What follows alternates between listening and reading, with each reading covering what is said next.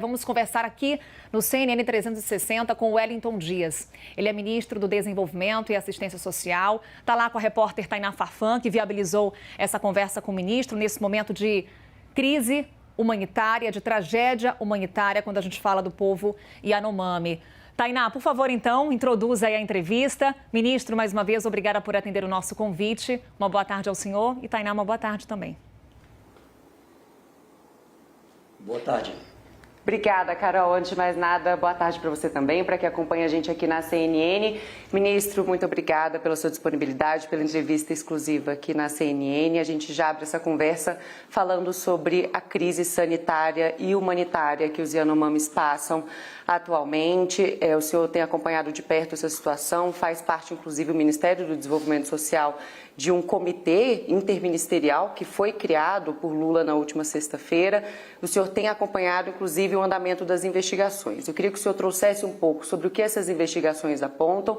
E ainda outro ponto que eu queria que o senhor abordasse é que o governador de Roraima chegou a dizer em uma entrevista exclusiva para a CNN que não adiantavam ter medidas emergenciais e que não tivessem medidas também a longo prazo, né? Um mutirão agora para depois não ter medidas a longo prazo. Então, eu queria saber do senhor o que está sendo feito e pensado a longo prazo também e o que o senhor vai acertar com ele. Tem uma reunião já também. O que a gente pode esperar de medidas focando na região e nos povos indígenas em Yanomami? Olha, Tainá, primeiro um prazer meu, saudar também toda a equipe aí também que está no estúdio. Nós temos lá, de um lado, tratado emergencial, mas é claro também pensar no curto, no médio e no longo prazo. Nessa fase, a partir desse comitê integrado, e a gente, inclusive o presidente quando visitou, disse, olha, aqui a eleição passou, nós temos que olhar para frente, então nós temos que dar as mãos aqui, governo federal, governo estadual, municípios, a sociedade, ou seja, quem puder aqui ajudar os profissionais. E veja, sim, começou a investigação, porque lá, como foi bem dito, eu diria, é uma tragédia, não é, daquelas que nós estamos ainda longe de saber exatamente a dimensão. Né? Agora, à medida que você vai tendo acesso a várias tribos, ainda tem várias comunidades indígenas que sequer se consegue chegar lá. Não é? Então, aos poucos, cada vez que a gente vai avançando, a gente vai descobrindo novas situações. E aí, o que aconteceu? Como é que num território que é protegido, não é, entram tantas pessoas que não são indígenas? Como é que se desativou ali as unidades de saúde? Como é que se desativou praticamente lá atrás as escolas? Como é que não se deu o abastecimento de alimentação? Como é que não se fez o cadastro para o Auxílio Brasil, não é? Para essas famílias? Poucos Yanomamis, por exemplo, estão na base 1.800 mais ou menos cadastrados, incluindo Roraima e Amazonas, para a gente ter uma noção.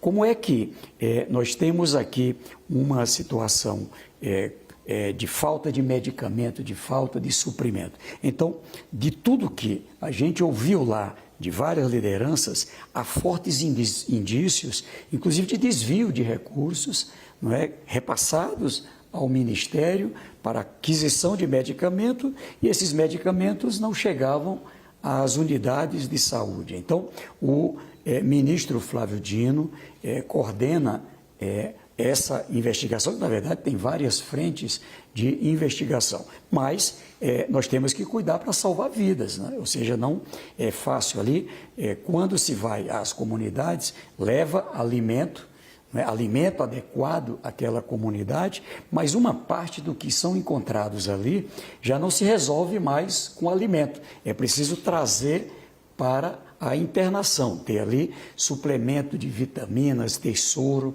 ter um conjunto de tratamentos, porque também outras doenças também chegaram juntos, né? Desde frieira, né? Pessoas que têm aí o corpo todo tomado por coceira, malária, febre amarela, ou seja, há necessidade então de toda essa atenção completa, mas sim, também medidas são planejadas para o longo prazo. Hoje, pela manhã, nós tivemos lá, coordenado pelo ministro Valdez Góes, que é da região norte, ali o o ministro Valdez Góes, da integração, do desenvolvimento regional, o ministro Jader Filho, das cidades, que também abarcou essa área da FUNASA, com o MDS, ali a área do Ministério da População Indígena, e a gente vai trabalhar também com a FUNAI.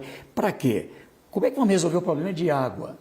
Se tem rios contaminados, se tem uma situação como essa, como resolver? É possível, onde que é possível você chegar com aeronaves desmontadas, equipamentos para perfuração de poços? É possível? É possível resolver inicialmente com cisterna, até que a gente tenha uma solução mais definitiva. Já há uma prática feita lá no Estado e a gente quer trabalhar ali para poder dar uma solução de água potável de forma definitiva.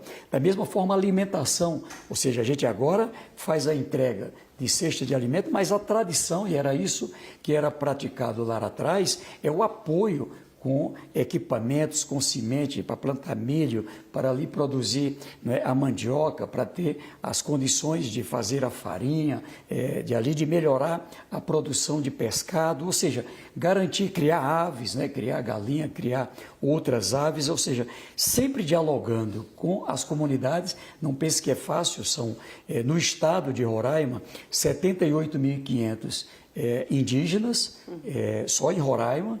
Ainda tem mais os 115 mil venezuelanos, que uma parte também são aborígenes, são povos das origens. Só nessa área Yanomami, ali a população fala 6 línguas, né? São como 6 nações indígenas, 6 línguas ali dos Yanomamis, e ainda, veja, a necessidade, não é, da gente cuidar essa parte também da educação. Tem um olhar especial para que a gente, combinado sempre, tenha ali o respeito à sua cultura, às suas tradições, mas avançar para a qualidade de vida. Eu sempre digo, o que a gente encontrou ali é algo que tem que ser olhado com toda a prioridade agora, mas olhar também para todo o Brasil. Ministro, vou aproveitar, uma das declarações que o senhor traz para a gente, inclusive estamos aí destacando que há indícios de desvio de recursos indígenas. Até onde vai a responsabilidade do governo anterior? Quando o senhor fala em várias frentes de investigação, quais são essas frentes? Nesse momento, é possível dizer até onde vai a responsabilidade do governo Bolsonaro diante dessa tragédia humanitária? Olha, ainda não é possível, porque a partir ali por volta do dia 18, quando o presidente Lula assumiu, ele pediu que a gente vinha da equipe de transição, tinha ali um quadro da situação de cada área, mas ele pediu que a gente, no primeiro momento, checasse todas as informações. E assim, equipes, né, foram para várias regiões do Brasil. É aí onde a gente encontra essa situação dos Yanomamis, assim como de outras regiões do Brasil, também em variadas áreas. E veja, agora com a investigação, a gente vai saber exatamente a dimensão. O que houve para que uma região como essa tivesse ali essa abertura? Se ali é para ter força nacional na proteção, inclusive ali do Brasil com a Venezuela, com a Colômbia, com outros países, se é preciso ter ali, inclusive dentro do território Yanomami, ter a presença de pilotões do Exército, Capitania dos Portos, né, Polícia Federal, ou seja, o que aconteceu? Desativou de propósito? Né? Foi um comando? O que aconteceu? Do outro lado, esse desabastecimento, tá certo? Ele foi por ordem de quem? Né? Foi desvio, o dinheiro foi do Ministério da Saúde até ali a unidade que administra. Nós temos lá uma gestão específica para os indígenas da chamada região leste, não é, que essa mais no território de Roraima, são várias comunidades indígenas, são 700 comunidades indígenas só em Roraima, e aqui dentro do território Yanomami, mais de 300 comunidades. Então, aqui tem outra coordenação que faz esse trabalho. Ali a própria CASAI, a Casa de Atendimento, não é? Ali a gente viu a situação de abandono. Então, o que aconteceu? Alguém deu um comando para isso acontecer? Houve ali um desvio dos recursos que serviriam para toda essa atenção em educação, em saúde, não é? Garantir as condições, não é, de voo com os profissionais, a presença ali dos policiais se desativou em razão de quê? Alimento, por que parou o fornecimento, por que parou o apoio? E veja, a parte externa, que é coordenada a política pelo Estado, pelo governo de Roraima, pelos municípios, ela teve atendimento, não é? Atendimento ali para atenção de saúde. E aqui do outro lado não. Por quê? Porque é uma área de mineração, porque era uma forma, inclusive, de isolar, eu vou usar uma palavra forte, de até exterminar, de se expulsar, não dar condições de sufocar. Não é? Então, essa situação, porque ninguém chega àquele estágio, não é, de crianças ali, pele e osso, da noite por dia. Isso aqui aconteceu. Não é? Você tem casos de desnutrição? Tem, mas não no nível que chegou ali nos Yanomami. Então, agora, a hora é dar as mãos, salvar vidas, mas a investigação prossegue. E à medida que se tiver provas e ali as condições de segurança, com certeza a decisão do presidente Lula, a decisão de toda a estrutura brasileira é de fazer com que culpados possam pagar na forma da lei. Ministro, nossos analistas também têm perguntas para o senhor. A Thaís Arbex está aí em Brasília, também tem uma pergunta. Por favor, Thaís. Boa tarde, ministro. Muito bom falar com o senhor novamente. Ministro, a gente deu há pouco a informação de que o Supremo Tribunal Federal vai apurar indícios de que o governo Jair Bolsonaro teria prestado informações falsas à corte a respeito da situação dos indígenas e de que há um entendimento lá dentro do Supremo Tribunal Federal também de que uma série de desrespeitos a decisões judiciais do próprio Supremo agravou a situação dos indígenas. Como que os senhores veem essa situação? Dentro do governo, os senhores também já têm mapeamento do que pode ter causado essa tragédia humanitária? Olha, uma posição final, Thaís, primeiro saudar você, é um prazer muito grande nos reencontrar, infelizmente tratando de temas tão tristes como esses. Mas veja, lá atrás, para lembrar, num dado momento chegavam denúncias, foram muitas, que chegavam aos ministérios, chegavam encaminhado a várias áreas do governo, mostrando que tinham uma situação ali que precisava de atendimento. Veja, é isso que o Supremo coloca. Algumas decisões foram tomadas no sentido de providências que não foram cumpridas, não é? E aí, vamos dizer assim, por não serem cumpridas, foi se agravando. Você hoje chega lá em Boa Vista, lá tivemos também com o prefeito de Boa Vista, Reginaldo, lá a esposa dele, ela também é a secretária da assistência social, ali com as equipes locais, a gente vê uma situação de muitos indígenas que certamente, fugindo da fome, enfim, vão para dentro da cidade. E ali, passando fome, na calçada, na praça, não é? Pessoas que terminam indo para o alcoolismo, não é? Ou seja, e isso resultou em quantas mortes? Quantas dos que estão ali, quantas vidas nós perdemos lá dentro dessa área, essa área do território Yanomami? Ainda não sabemos. Não é? Ou seja, isso aqui tudo está sendo agora fruto de investigação. Há dados de 570 crianças, só crianças, mas também quantos idosos, quantas mulheres, quantos adultos. Né? Porque quando você tem toda uma desassistência, veja, o decreto do presidente Lula é exatamente reconhecendo uma emergência pela desassistência. Desassistência em saúde, desassistência alimentar, desassistência em educação, desassistência em proteção de segurança. Então, ali a necessidade de se trabalhar de forma muito completa. Repito, medidas emergenciais, mas também medidas, né, mais duradouras, que tratamos.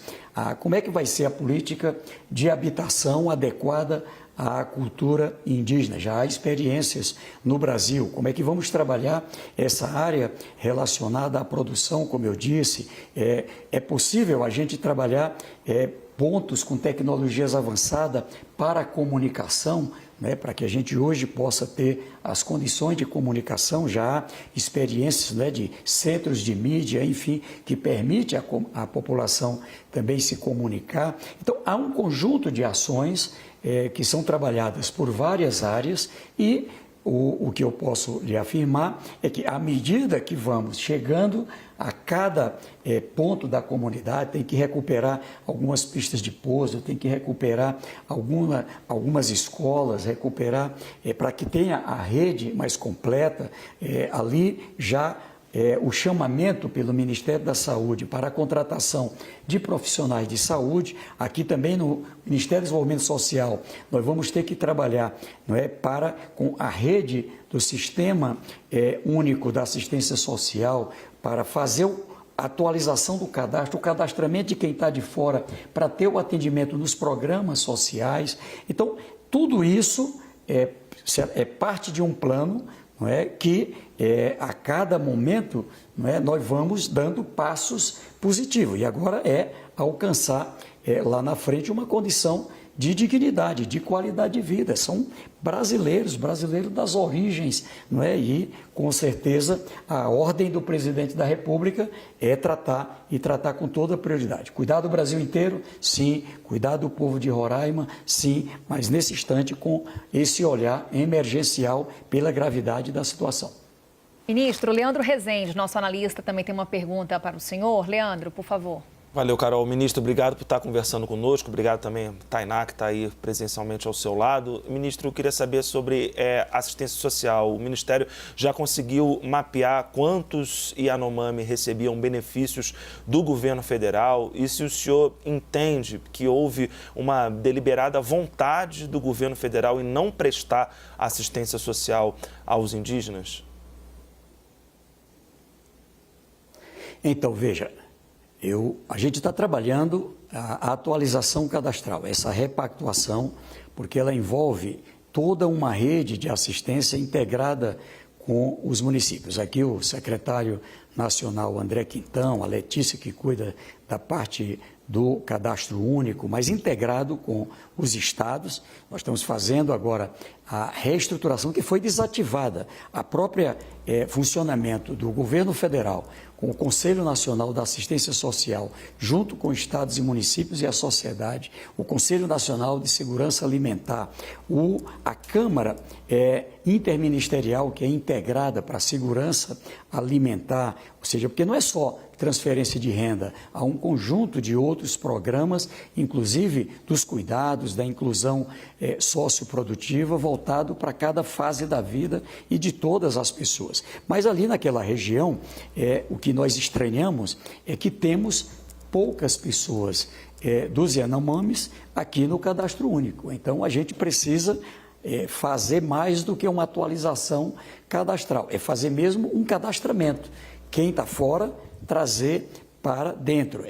A região da Amazônia é a região brasileira que tem mais pessoas onde ainda não chegamos com energia elétrica. Então, com o Ministério das Minas e Energia, integrado aqui com o MDS, olhando para o cadastro único, fazer chegar a energia elétrica. Onde que não chegou comunicação? Chegar a comunicação. Onde que ainda, a população que não tem habitação, estimamos ali algo aí como 10 mil habitações o necessário para esse atendimento. Então, eu estou colocando assim, é uma política que se trata desse momento de socorro inicial, mas com medidas de curto, de médio, de longo prazo. Não é? Então, agora não vamos parar, nós vamos ter que nos dar as mãos, deixar diferenças de lado, corre paralelo investigações, mas é um olhar que tem o objetivo de salvar vidas e, mais do que isso, de trazer dignidade, qualidade de vida para esta população. Ministro Wellington Dias, mais uma vez obrigada por essa conversa aqui conosco no CNN 360. Fica aqui o convite para uma próxima conversa, um próximo bate-papo. E mais uma vez, seja muito bem-vindo aqui à CNN. Uma boa tarde. Obrigado, que Deus abençoe. A gente volta para tratar também de importantes programas que estamos trabalhando aqui para todo o Brasil. Obrigado. Sem dúvida, ministro. A gente conta com o senhor. Obrigada pela entrevista. Obrigada a Tainá Farfan, que proporcionou essa conversa com o ministro Wellington Dias.